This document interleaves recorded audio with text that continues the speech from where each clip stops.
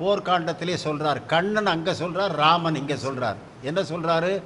இந்த தர்ம போர் இன்றோ நாளையோ முடியாது.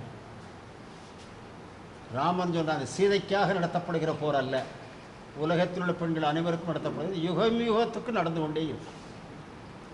அங்கே கண்ணன் சொல்கிறார், இது பாஞ்சாலியின் சபதத்தை நிறைவேற்றுவதற்காக மட்டுமல்ல, எந்த பெண்ணுக்கும் இந்த அவமானம் எந்த காலத்தில் நடக்கக்கூடாது.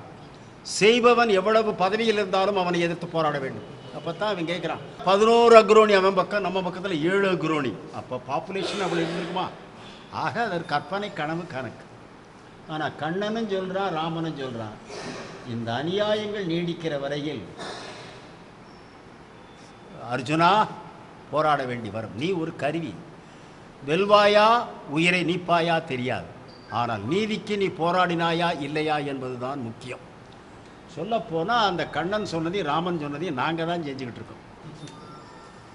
கார்பரேட்டை தோக்கடிக்கிறோமோ ஜெயிக்கிறோமோ இல்லையோ, நீதிக்கு போராடுகிறோம். நாடு தெரிந்து ஆதரித்தால் வெற்றி பெறும், இல்லை என்றால் நாடு அதை அனுபவிக்கும்.